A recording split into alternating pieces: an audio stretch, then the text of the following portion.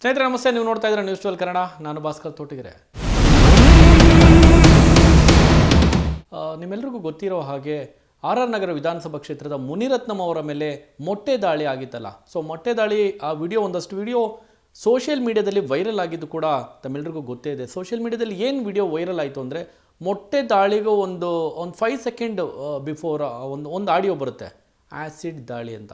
So ಆಗ ಆ voice ಬರ್ತಾ ಇದ್ದಂಗೆ ಈ ಕಡೆಯಿಂದ ಮೊಟ್ಟೆ ಚಾರ್ಜ್ ಆಗುತ್ತೆ.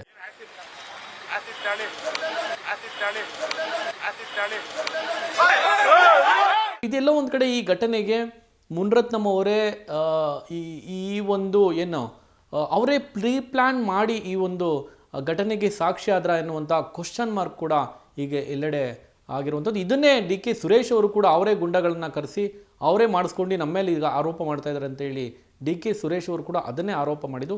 ಈಗ ಇವತ್ತಿನ ಲೇಟೆಸ್ಟ್ ಅಪ್ಡೇಟ್ ಸುದ್ದಿ ಏನಂದರೆ, ಏನು ಮುನಿರತ್ನಂ ಅವರು ನಿನ್ನೆ ಹಾಕಿದಂಥ ಒಂದು ಸವಾಲಿತ್ತಲ್ಲ, ಬನ್ನಿ ಕಾಲಭೈರವೇಶ್ವರನ ಸನ್ನಿಧಿಗೆ ಬನ್ನಿ, ಅಲ್ಲಿ ಆಣೆ ಪ್ರಮಾಣ ಮಾಡಿ, ಏನು ಕುಸುಮ ಮತ್ತು ಹನುಮಂತರಾಯಪ್ಪನವರು ಇವರಿಬ್ಬರು ಸೇರಿ ನನ್ನ ವಿರುದ್ಧ ಸುಳ್ಳು ಅತ್ಯಾಚಾರ ಪ್ರಕರಣವನ್ನು ಕೊಟ್ಟಿಲ್ಲ ಅಂತ ನೀವು ಆಣೆ ಪ್ರಮಾಣ ಮಾಡಿ ಅಂತೇಳಿ ಸವಾಲು ಹಾಕಿದರು. ಆ ಸವಾಲನ್ನು ಸ್ವೀಕರಿಸಿರುವಂಥ ಏನು ಆ ಸಂತ್ರಸ್ತೆ ಮಹಿಳೆ, ಅತ್ಯಾಚಾರಕ್ಕೊಳಗಾದಂಥ ಸಂತ್ರಸ್ತೆ ಮಹಿಳೆ ಮತ್ತು ವೇಲು ನಾಯಕ್ ಮತ್ತು ಏನು ಲಗ್ಗೆರೆ ನಾರಾಯಣ ಸ್ವಾಮಿ ಸೇರಿದಂತೆ ಇವರೆಲ್ಲರೂ ಕೂಡ ಮಾಜಿ ಸ್ನೇಹಿತರು ಅಂತಲೇ ಹೇಳಿದ್ರೆ ಬಹುಶಃ ತಪ್ಪಾಗಲಿಕ್ಕಿಲ್ಲ, ಹಾಲಿ ದುಶ್ಮನಿಗಳು ಅಂತಲೇ ಹೇಳ್ಬೋದು. ರಾಜಕೀಯದಲ್ಲಿ ಈಗ ಸದ್ಯ ಇವರೆಲ್ಲರೂ ಕೂಡ ಹಾಲಿ ದುಶ್ಮನಿಗಳು. ಸೊ ಇವರೆಲ್ಲರೂ ಕೂಡ ಒಗ್ಗಟ್ಟಾಗಿ ಈಗ ಮುನಿರತ್ನಂ ಅವರ ಮೇಲೆ ಇದೀಗ ಒಂದು ಸವಾಲನ್ನು ಹಾಕಿರುವಂಥದ್ದು. ಬನ್ನಿ ನೀವು ಕೂಡ ನಾವೆಲ್ಲರೂ ಕೂಡ ಕಾಲಭೈರವೇಶ್ವರನ ಒಕ್ಕಲು ಅವರೇ, ಸೊ ನೀವು ಬನ್ನಿ ಭೈರವೇಶ್ವರನ ಸನ್ನಿಧಿಗೆ, ಸಂಜೆವರೆಗೂ ನಾವು ಅಲ್ಲೇ ಇರ್ತೀವಿ, ನೀವು ಬನ್ನಿ ಆಣೆ ಪ್ರಮಾಣ ಮಾಡೋಣ ಅಂತೇಳಿ ಎಲ್ಲರೂ ಕೂಡ ಒಕ್ಕೋರಲ್ಲಿಂದ ಹೇಳಿರುವಂಥದ್ದು. ಅದರಲ್ಲಿ ನಾರಾಯಣ ಸ್ವಾಮಿಯವರು ಭಾಳ ಒಂದು ರೀತಿ ಭಾಳ ನೋವಿನಿಂದ ಹೇಳ್ಕೊಂಡಿದ್ದಾರೆ. ಯಾಕಂದರೆ ಅವರ ಪತ್ನಿಯ ಮೇಲೆ ಈ ಹಿಂದೆ ಸೀರೆಯನ್ನು ಎಳೆಯುವಂಥ ಒಂದು ಘಟನೆ ಆಗಿತ್ತಲ್ಲ, ನಿಜಕ್ಕೂ ಅದು ದ್ರೌಪದಿಯ ಆ ಒಂದು ಮಹಾಭಾರತದ ದ್ರೌಪದಿಯ ಆ ಘಟನೆಗೆ ಹೋಲಿಕೆ ಮಾಡಿ ನನ್ನ ಪತ್ನಿಯ ಮೇಲೆ ಈ ರೀತಿ ಅವಮಾನ ಮಾಡಿದರು ನನ್ನ ಪತ್ನಿಯನ್ನು. ಈಗ ಅದರ ಪಶ್ಚಾತ್ತಾಪವನ್ನು, ಈಗ ಅದರ ಶಿಕ್ಷೆಯನ್ನು ಮುನಿರತ್ನಂ ಅವರು ಅನುಭವಿಸಿ ತೀರಬೇಕು ಅಂತೇಳಿ ತಮ್ಮ ಆಕ್ರೋಶವನ್ನು ಹೊರಗಡೆ ಹಾಕಿದ್ರು. ಇನ್ನು ವೇಲು ನಾಯಕ್ ಅವರು ಕೂಡ ಅದನ್ನೇ ಹೇಳಿದ್ರು, ಇದೆಲ್ಲ ಯಾರು ನಮ್ಮ ನಾಯಕರುಗಳು ಹೇಳಿ ಯಾರೂ ಮಾಡಿಸಿಲ್ಲ, ನೀವಾಗೇ ಸ್ವತಃ ಮಾಡ್ಕೊಂಡಿರುವಂಥದ್ದು. ಜೊತೆಯಲ್ಲಿ ಜಾತಿ ನಿಂದನೆ ಆಗಿರ್ಬೋದು, ಅಥವಾ ಏನು ಕಾಂಟ್ರಾಕ್ಟರ್ ಆಗಿರುವಂತಹ ಆ ಚೆಲುವರಾಜು ಅವ್ರಿಗೆ ಹಾಕಿದಂಥ ಆ ಒಂದು ರೀತಿಯ ಅಶಬ್ದವಾದಂಥ ಶಬ್ದಗಳು, ಅಮ್ಮನನ್ನು ಕಳಿಸುವ, ಸೊ ಆ ರೀತಿ ಹೇಳೋದಕ್ಕೂ ನಿಜಕ್ಕೂ ಹೊಲಸು ಅನಿಸುತ್ತೆ.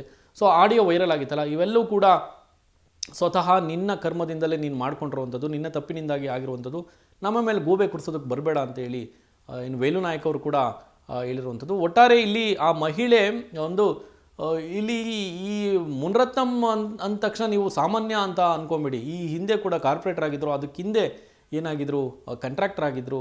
JP ಪಾರ್ಕ್ ಅಂತ ಒಂದು ಆ ಉದ್ಯಾನವನವನ್ನು ಅವರೇ ಕಾಂಟ್ರಾಕ್ಟ್ ವಹಿಸ್ಕೊಂಡು, ಏನು BR ನಂಜುಂಡಪ್ಪ ಅವರ ಬಳಿ ಅವರೇ ಕಾಂಟ್ರಾಕ್ಟರ್ನ ಇಸ್ಕೊಂಡು ಅವರೇ ಏನು ಅದನ್ನು ನಿರ್ಮಾಣ ಮಾಡಿರ್ತಾರೆ, ಕಾಂಟ್ರಾಕ್ಟರ್ ಆಗಿರ್ತಾರೆ. ಸೊ ಅದಾದ ನಂತರ ಕಾರ್ಪೊರೇಟರ್ ಆಗ್ತಾರೆ. ಅದಾದ ನಂತರ ಶಾಸಕರಾಗಬೇಕಂದ್ರೆ ಅಷ್ಟು ಸುಲಭವಾಗಿ ಇವರು ಶಾಸಕರಾಗಿರುವಂಥದ್ದಲ್ಲ. ಕೊರಂಗು ಕೃಷ್ಣ ಅನ್ನುವಂಥ ಆ ಹೆಸರು ಕೇಳಿದ್ರೆ ಇಡೀ ಬೆಂಗಳೂರಿನ ಅಂಡರ್ ವರ್ಲ್ಡ್ ಶೇಕ್ ಆಗುತ್ತೆ, ನಡುಗುತ್ತೆ. ಸೊ ಆ ಎಲ್ಲವನ್ನು ಪ್ರಭಾವವನ್ನು ಬಳಸ್ಕೊಂಡು ಇವತ್ತು ಒಬ್ಬ ಪ್ರಭಾವಿ ನಾಯಕನಾಗಿ ಮುನಿರತ್ನಂ ಅವರು ನಿಂತಿದ್ರು ಕೂಡ ಇವರ ವಿರುದ್ಧ ಇವರೆಲ್ಲರೂ ಕೂಡ ಈಗ ತೊಡೆ ತಟ್ಟಿ ನಿಂತಿರೋದಿದೆಯಲ್ಲ, ಅದು ನಿಜಕ್ಕೂ ಸಾಮಾನ್ಯ ಸಂಗತಿ ಅಲ್ಲ. ಯಾಕಂದರೆ ಅದರಲ್ಲೂ ಒಬ್ಬ ಮಹಿಳೆ ನೇರವಾಗಿ ಮಾಧ್ಯಮಗಳ ಮುಂದೆ ನನ್ನ ಮೇಲೆ ಅತ್ಯಾಚಾರ ಮಾಡಿದ್ದಾರೆ ಮುನಿರತ್ನಂ ಅವರು, ನನಗೆ ನ್ಯಾಯ ಬೇಕು ಅಂತೇಳಿ ಬರ್ತಾರೆ ಅಂದರೆ ಅವ್ರಿಗೆ ಸಾಕಷ್ಟು ಗಟ್ಟಿ ಧೈರ್ಯ ಇದೆ ಅಂತಲೇ ಹೇಳ್ಬೋದು. ಪ್ರಶಂಸೆ ಕೂಡ ಮಾಡಬೇಕಾಗುತ್ತೆ. ಆಮೇಲೆ ಜೊತೆಯಲ್ಲಿ ಎಸ್ ಹೌದು, ನನ್ನ ಮೇಲೆ ಅತ್ಯಾಚಾರ ಆಗಿದ್ದು ನಿಜ, ನಾನು ಎಲ್ಲಿಗೆ ಬೇಕಾದ್ರೂ ಬರ್ತೀನಿ, ನಾನು ಆಣೆ ಪ್ರಮಾಣ ಮಾಡೋದಕ್ಕೆ ರೆಡಿ ಇದ್ದೀನಿ, ನೀವು ಬನ್ನಿ ಅಂತೇಳಿ ಆ ಸಂತ್ರಸ್ತೆ ಮಹಿಳೆ ಇವಾಗ ಸವಾಲು ಹಾಕಿರುವಂಥದ್ದು.